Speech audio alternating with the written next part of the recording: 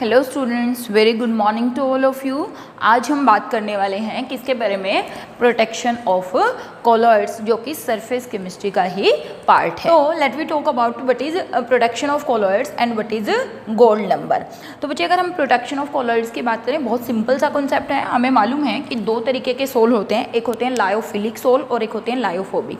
हम शुरू से पढ़ते आ रहे हैं कि जो लायोफोबिक सोल होते हैं वो ज़्यादा स्टेबल नहीं होते, लायोफिलिक ज़्यादा स्टेबल होते हैं। क्यों? क्योंकि डिस्पर्जन फेज और डिस्पर्जन मीडियम के बीच में इंटरेक्शन ज़्यादा होता है। ठीक है, तो अगर हम किसी तरीके से, प्रोटेक्शन का मीनिंग क्या है कि लायोफोबिक सोल स्टेबल नहीं होते तो कोगुलेट हो जाते हैं बहुत आसानी से। किसी तरीके से अगर हम उसके कोगुलेशन को रोक दें, उसको ख़त्म होने से या डिस्ट्रॉय होने से रोक दें, कैसे? By the addition of lyophilic sol to it, that process is called protection of the colloids. देखिए, एक बार वापस देख लेते हैं। हमने कहा हमारे पास दो तरीके के सोल हैं। ये है हमारे पास लायोफोबिक सोल। ठीक है, हमने कहा कि लायोफोबिक सोल क्या होता है? अनस्टेबल होता है। अगर अनस्टेबल होता है तो मैं इसके अंदर क्या करूँ? कुछ लायोफिलिक सोल ऐड कर दूँ। किस लिए? ताकि ये लायोफिलिक सोल क्या करे? इसकी सरफेस पर ऐसे प्रोटेक्शन कर ले। और ये जो सोल है, अब क्योंकि लायोफिलिक तो वैसे भी क्या होते हैं, बहुत ज़्यादा स्टेबल होते हैं, तो ये लायोफिलिक के पार्टिकल्स हैं इसकी सरफेस पर एड्जॉर्ब हो गए हैं। तो अब ये जो मॉलिक्यूल्स होंगे दूसरे, ये आपस में एक दूसरे के पास नहीं आएंगे और ये लायोफोबिक सोल क्या हो जाएगा? स्टेबल हो जाएगा। क्यों? क्योंकि ये आपस में रिपल्शन करेंगे। ठीक है, तो कोगुलेट नहीं होंगे। तो that process of protection of lyophobic sol on prior addition of lyophilic soul to any lyophobic soul to prevent its coagulation or precipitation is called protection of the colloids. तो अगर हम बात करें what is protection of colloids, prior addition of lyophilic soul to lyophobic sol to prevent its coagulation on addition of small amount of electrolyte is called protection of colloid या protective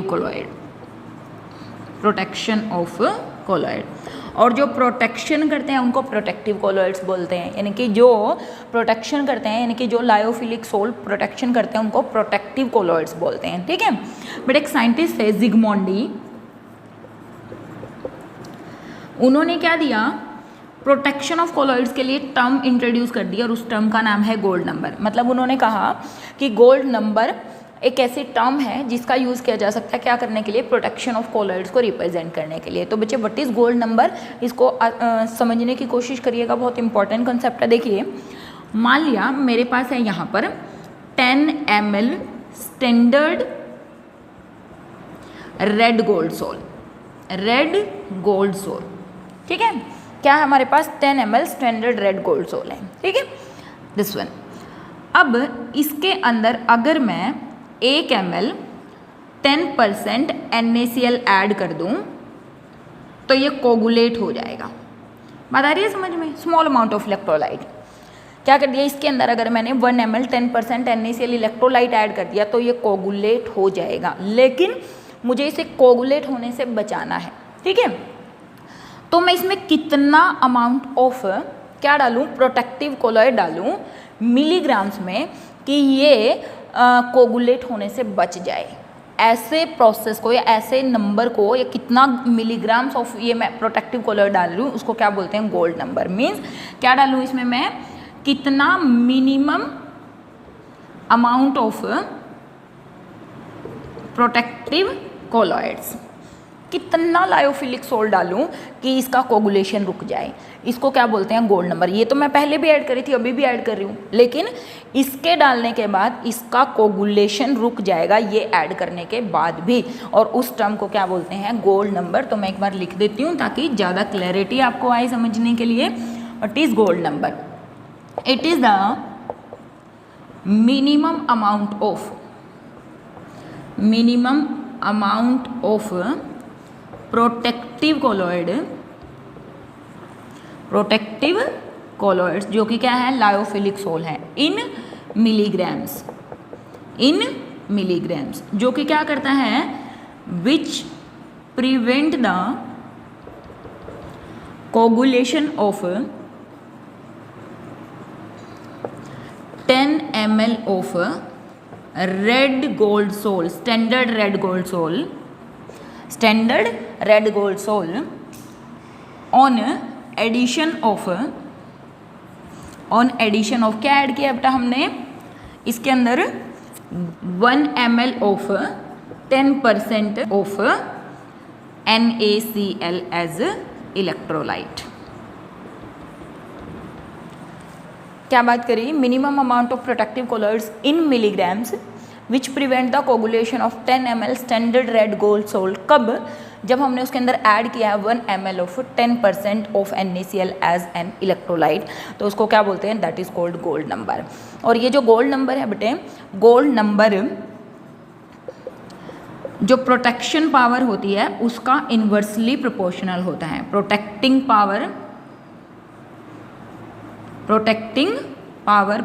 power कुछ भी लिख सकते हो, उसका inversely proportional होता है। Means lesser the gold number more will be the protection power, means reciprocal of gold number is taken as protection power. ठीक है, तो इस चीज़ को, इस डेफिनेशन को अच्छे से समझिएगा और याद कीजिएगा। सिंपल सी है, 10 ml रेड गोल्ड सोल। अच्छा, पता कैसे चलेगा ये कोगुलेट हो जाएगा, कि कैसे पता चलेगा ये कोगुलेट हो जाएगा, if colour of red gold sol changes to blue और पर्पल, इट इंडिकेट कोगुलेशन। मतलब अब ये खत्म हो गया अगर कलर चेंज, और हमें क्या करना है, कलर चेंज होने से बचाना है, और उस कलर चेंज होने से बचाने के लिए हमें क्या करना पड़ेगा, कितना मिनिमम अमाउंट मिलीग्राम्स में कितना प्रोटेक्टिव कोलॉइड डालें कि वो कोगुलेशन रुक जाए, वो कलर चेंज रुक जाए, उसको क्या बोला जाता है, that is called gold number. तो बच्चे हम बात करेंगे कि कौन कौन से प्रोटेक्टिव कोलॉइड्स हम यूज़ कर सकते हैं और कितनी अमाउंट में वो प्रोटेक्टिव कोलॉइड्स इस रेड गोल्ड सोल की कोगुलेशन को प्रिवेंट कर सकते हैं। होप आपको डेफिनेशन अच्छे से समझ आई होगी। तो यहाँ पे हम बात कर लेते हैं किस चीज़ की, कि कौन कौन से प्रोटेक्टिव कोलॉइड और उनका गोल्ड नंबर क्या हो सकता है। ठीक है, यहाँ पर हम बात करते हैं प्रोटेक्टिव कोलॉइड, यहाँ पर हम बात कर लेते हैं गोल्ड नंबर, और ये गोल्ड नंबर किस में है, मिलीग्राम्स में है। ठीक है, गोल्ड नंबर किस में है, मिलीग्राम्स में। तो हम बात करें जेलेटिन है, जो कि क्या कर सकता है, प्रोटेक्शन कर सकता है, कितना, 0.005 से लेकर 0.01 milligrams of gelatin can prevent the coagulation of 10 ml red gold sol. इसी तरीके से कैजीन है, मिल्क प्रोटीन भी इसको बोलते हैं, this is also called milk protein. ये तो पता होगा, बायो वाले बच्चों को तो बिल्कुल ही पता होगा कि कैजीन मिल्क प्रोटीन होता है। ये कितना होता है बेटा, 0.01 से लेकर 0.02 milligrams of casein can prevent the coagulation of 10 ml red gold sol. Egg albumin है, एग एल्ब्यूमिन, ये भी क्या कर सकता है, अगर 0.1 से लेकर 0.2 milligrams of this can prevent the coagulation. इसी तरीके से गम अरेबिक है, ठीक है ना, पोटैटो स्टार्च है, ये भी क्या कर सकते हैं, कोगुलेशन को प्रिवेंट कर सकते हैं। ये 0.15 से लेकर 0.25 और ये 20 से लेकर लगभग 25 milligrams can prevent the coagulation of red gold sol, और इसको क्या बोलते हैं, गोल्ड नंबर। गोल्ड नंबर जितना कम होगा प्रोटेक्शन पावर उतनी ही ज़्यादा होगी। इसका मतलब आपसे कभी कभी ऐसा भी पूछा जा सकता है कि इनमें से कौन सबसे फास्टर कोगुलेशन कौन सबसे ज़्यादा प्रोटेक्शन करेगा।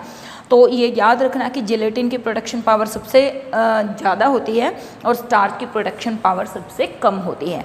तो अगर हम पहले ही जेलेटिन ऐड कर देंगे किसी लायोफोबिक सोल में तो वो कोगुलेशन से बच जाएगा, कितना, इतना। अगर हम पहले ही कैजीन डाल देंगे किसी भी लायोफोबिक सोल में तो वो कोगुलेट होने से बच जाएगा। तो आप इसको एक बार देख लीजिएगा, उसके बाद हम नेक्स्ट टर्म डिस्कस करते हैं। Going to talk about emulsions. हमें मालूम है इमल्शंस क्या होते हैं, लिक्विड इन लिक्विड जो सोल बनते हैं उनको क्या बोलते हैं, they are called emulsion. Mean disperse phase and dispersion medium both क्या होते हैं, लिक्विड होते हैं, तो उनको हम क्या बोलते हैं, इमल्शंस बोलते हैं। या ये भी बोल सकते हैं कि जब टू इमिसिबल लिक्विड्स को आप स्ट्रोंगली एजिटेट करते हो या मिक्स करते हो किसी तरीके से बहुत स्ट्रोंगली एजिटेशन करके, तो उस टाइम पे किस चीज़ की फॉर्मेशन हो सकती है, फॉर्मेशन ऑफ इमल्शन। जैसे अगर मैं बिल्कुल सिंपल सा एग्जांपल दूं, ऑयल और water.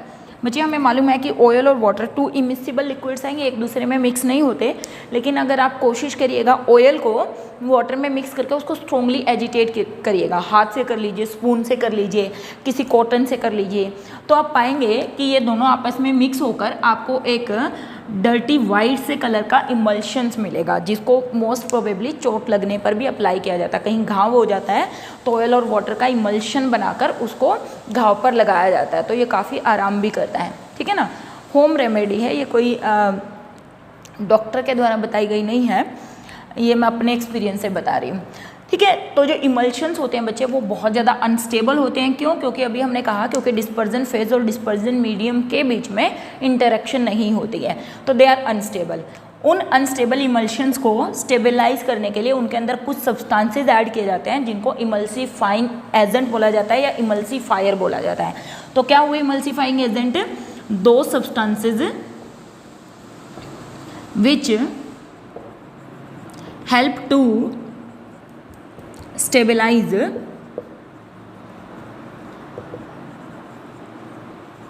emulsions are called emulsifying agent। ठीक है, और क्या रोल क्या होता है, अगर हमसे ये पूछ लिया जाए कि what is the role of emulsifying agent, कि किस तरीके से ये स्टेबलाइज करते हैं किसी भी सोल को। स्टेबलाइज LIZE आएगा क्या? ओके, जो भी हो, ठीक है ना। ये क्या करेंगे, इमल्सीफाइंग एजेंट को क्या करेंगे, स्टेबलाइज करने में हेल्प करेंगे। कौन? इमल्सीफाइंग एजेंट या emulsifier.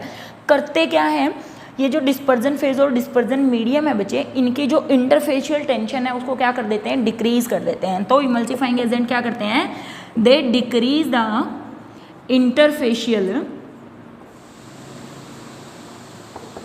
Tension of two different phases, that is dispersion phase and dispersion medium। dispersion phase और dispersion medium के बीच की interfacial tension को decrease कर देते हैं। देखिए अगर मैं बिल्कुल सिंपल सा आपको एग्जांपल बताऊं, जैसे सोप है, ठीक है, आप बोल सकते हो डिटर्जेंट्स हैं, ठीक है, इनको सर्फेक्टेंट्स भी बोलते हैं। अगर मैं यहाँ पे लिख दूँ इमल्सीफाइंग एजेंट तो है ही, और अगर मैं बोल दूँ ऐसे सब्सटेंसेस जो इंटरफेशियल टेंशन को रिड्यूस करते हैं, they are also called surfactants. Means दो substances which reduce the surface tension of oil and water, means dispersion phase and dispersion medium are also called surfactants।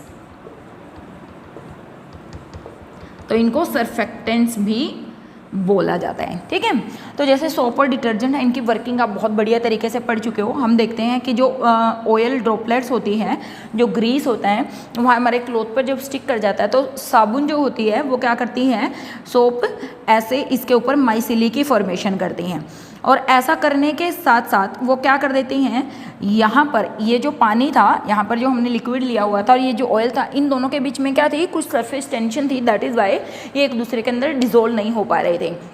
लेकिन इन्होंने क्या किया, सरफेस के ऊपर नेगेटिव नेगेटिव नेगेटिव मतलब क्या बना लिया, पोलर, आप बोल सकते हो कि पोलर पोर्शन इन्होंने यहाँ पर डिपॉजिट कर दिया चारों तरफ।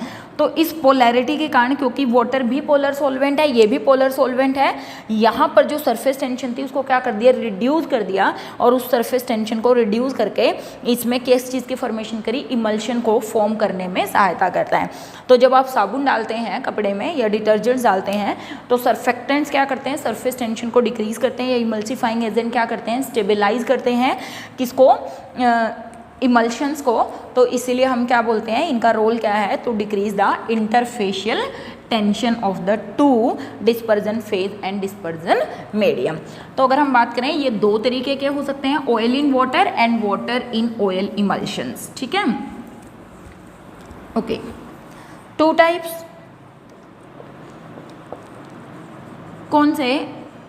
Oil in water, oil in water emulsion,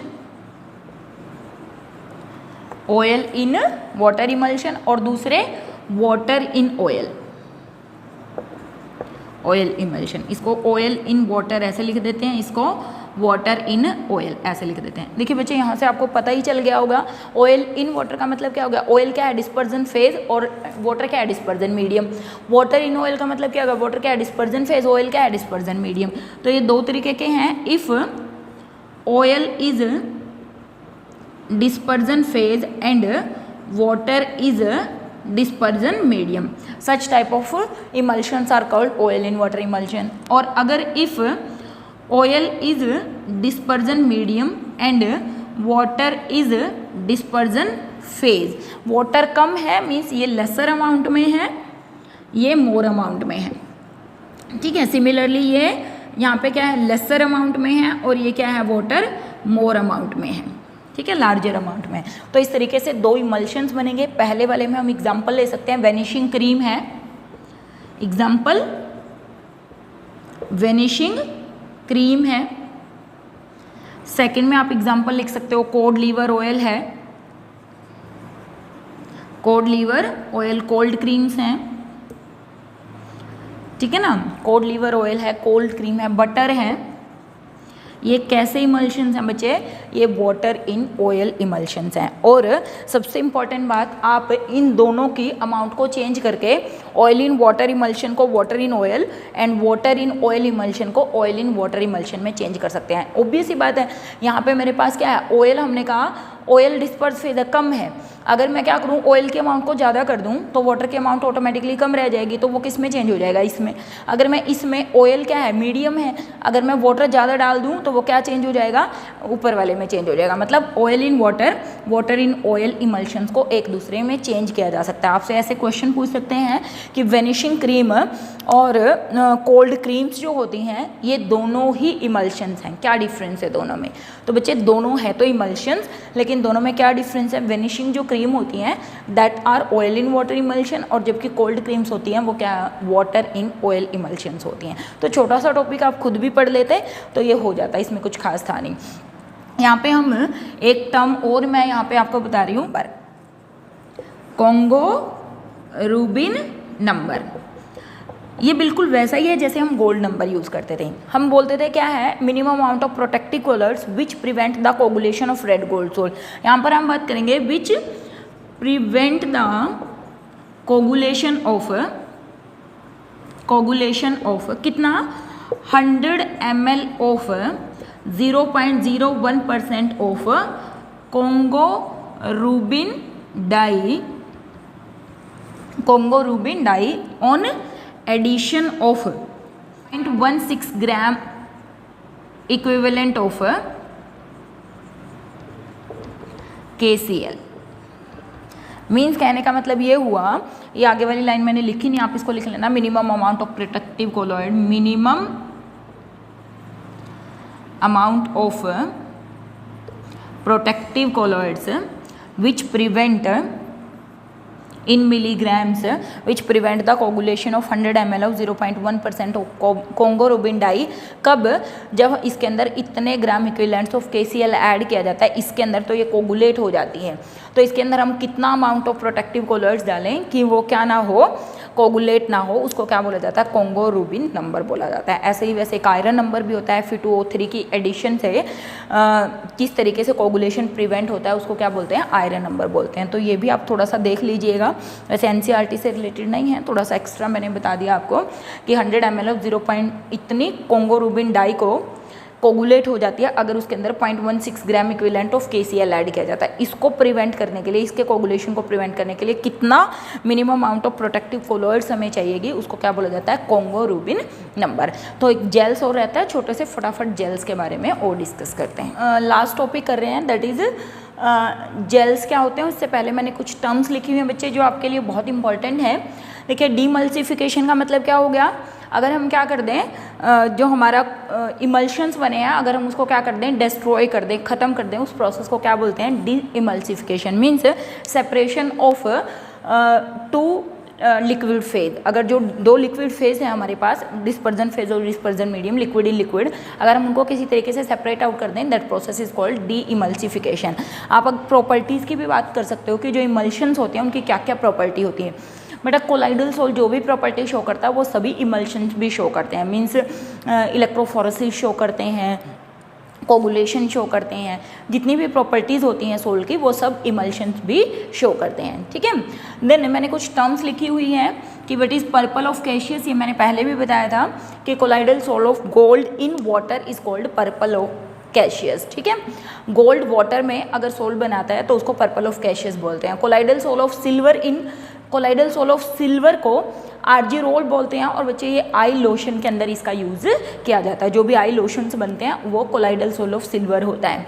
colloidal sol of antimony जो होता है उसका यूज़ किया जाता है काला अज़र डिजीज़ को क्योर करने के लिए। ठीक है ना, colloidal sol of antimony it is use to cure kala azar disease. ठीक है, अगर हम बात करें colloidal sol of graphite in water, this is called aqua dag, और colloidal sol of graphite in oil it is called oil dag. तो ये कुछ टर्म्स हैं जो आप याद कर सकते हैं कि ऑयल डैग क्या होता है, एक्वा डैग क्या होता है, काला अज़र की ट्रीटमेंट के लिए क्या यूज़ किया जाता है, आई लोशंस के अंदर कौन सा कोलाइडल सोल यूज़ किया जाता है, या फिर पर्पल ऑफ कैशियस क्या होता है। तो यहाँ पर हमने लिखा है नेक्स्ट जो हमारा टॉपिक था दैट इज़ जेल। वैसे तो ये एनसीईआरटी में इंक्लूडेड नहीं है, लेकिन फिर भी थोड़ी सी दो बातें इसके लिए भी कर लेते हैं। हमें मालूम है जेल क्या होते हैं, दैट आज liquid disperse in solid, mean liquid plus solid. Liquid जो है डिस्पर्स होते हैं किसके अंदर, सॉलिड के अंदर, ऐसे सोल को क्या बोला जाता है, जेल बोला जाता है। अगर हम बात करें जेल्स जो होते हैं बच्चे वो दो तरीके के होते हैं, एक इलास्टिक जेल और एक नॉन इलास्टिक जेल। देखिए बच्चे आपने बहुत छोटी छोटी काफ़ी सारे छोटे छोटे पैकेट्स आते हैं ऐसे प्लास्टिक की छोटी छोटी गोलियों के, आप सबने देखे होंगे। अगर आप क्या करें उनको वाटर में ऐड कर दें तो वो स्वेल हो जाती हैं, हो जाती हैं कि नहीं, स्वेल हो जाती हैं।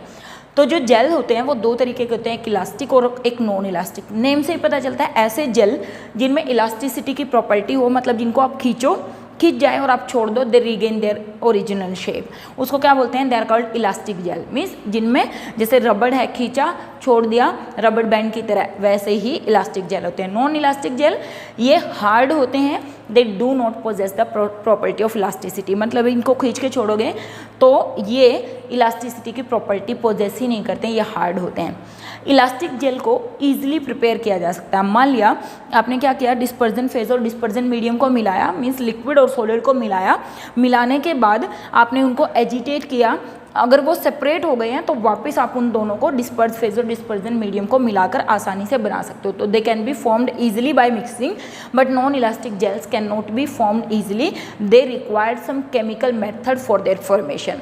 यहाँ पर हम बात करें ये इम्बिबिशन की प्रॉपर्टी शो करते हैं। इम्बिबिशन प्रॉपर्टी का मीनिंग क्या होता है, अगर मैंने इस सोल को वाटर के अंदर रख दिया, किसके अंदर, वाटर के अंदर, तो ये क्या करेगा, ये जो गोलियां हैं कुछ टाइम के बाद ये स्वेल हो जाएंगी। और ये प्रॉपर्टी मैं बार बार कह रही हूँ, आप देखते हैं छोटे छोटे पैकेट्स आते हैं गोलियों के, मुझे नाम नहीं पता उनका क्या बोलते हैं, बट वो होते जेल्स ही हैं। और उन जेल्स को जब आप वाटर में डालते हैं तो वो कलरफुल बहुत बड़ी बड़ी गोलियों में चेंज हो जाते हैं। तो वो कैसी प्रॉपर्टी है, इम्बिबिशन की property, means absorption of water and they swell, means property of absorbing swelling after absorbing water is called imbibition. तो ये इम्बिबिशन की प्रॉपर्टी शो करते हैं, लेकिन ये इम्बिबिशन की प्रॉपर्टी शो नहीं करते हैं।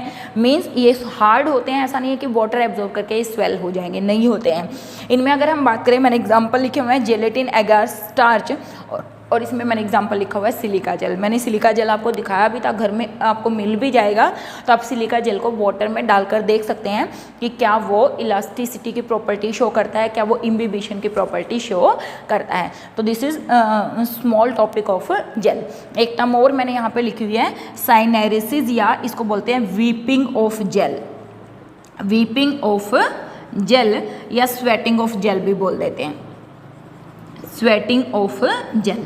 ये क्या होता है बेटा, आप क्या करिए, किसी जेल को आपने रख दिया, ठीक है, आप कुछ टाइम के बाद देखेंगे इस जेल की सरफेस पर ऐसे मॉइस्चर आना शुरू हो जाता है, मतलब वाटर ड्रॉपलेट्स इकट्ठी होना शुरू हो जाते हैं। इसका रीज़न क्या है, जेल ने जो वाटर एब्जॉर्ब किया था, इम्बाइब किया था, उस वाटर को इंटरनल टेंशन के कारण वो रिलीज़ करना शुरू कर देता है। कभी कभी पूरा वाटर भी रिलीज़ कर सकता है, कभी कुछ अमाउंट में वाटर रिलीज़ कर देता है।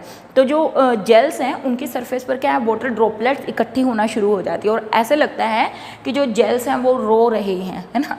तो that is why this process is called weeping of gel या साइनेरेसिस या फिर sweating of gel. Means gel के क्या आ गया, पसीना आ गया, वाटर ड्रॉपलेट्स उसके चारों तरफ इकट्ठी हो गई हैं। ठीक है, एक टर्म और होती है thixotropy.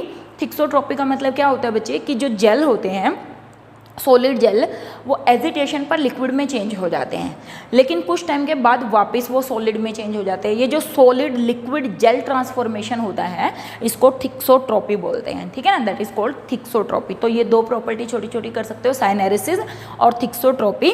That is solid liquid transformation of gel is called thixotropy, कि किस तरीके से सॉलिड और लिक्विड में चेंज हो जाता है। तो ये इंपॉर्टेंट टॉपिक है, आप स्क्रीनशॉट ले सकते हैं। इन टर्म्स को थोड़ा सा पढ़ेंगे तो ये आसानी से याद हो जाएंगे। This is all about our chapter surface chemistry. इसमें एप्लीकेशंस बचती हैं, एप्लीकेशंस आप अपने आप कर लीजिएगा बच्चे, क्योंकि बहुत सारी चीज़ें हमने कही हैं, ये सब भी एप्लीकेशंस का ही पार्ट है। मेडिसिन बनाने में इसका यूज़ किया जा सकता है, बहुत सारे कोलॉइड्स मेडिसिन बनाने में यूज़ किए जाते हैं, और भी बहुत सारी प्रॉपर्टी आप डे टू डे लाइफ में इनकी देख सकते हैं। तो बच्चे और बच्चे प्लीज़ ये मेरी रिक्वेस्ट है आपसे कि घर पे रह के आप ये मत सोचिए कि आने वाला हमारे पास बहुत टाइम पड़ा है, टाइम बहुत फास्टली जा रहा है और आप लोग डे बाय डे एक एक दिन करके निकाल रहे हैं कि मैं आज से नहीं कल से पढ़ना शुरू करूंगा। बच्चे हमारे लिए तो बैचेस आते रहेंगे, हम तो बैचेस को पढ़ाते रहेंगे, लेकिन आपके लिए ये एक साल ही है 12th का, जो आप क्या करेंगे, आपका लाइफ डिसाइड करेगा, आपका फ्यूचर डिसाइड करेगा। तो ये मत सोचिए कि हमें नहीं पढ़ना है। प्लीज़ घर पे रहिए, सेफ रहिए और अपनी स्टडी पर कंसंट्रेट करिए, अपना मन लगाइए पढ़ाई के अंदर। तो मिलते हैं नेक्स्ट लेक्चर में, तब तक हैव अ नाइस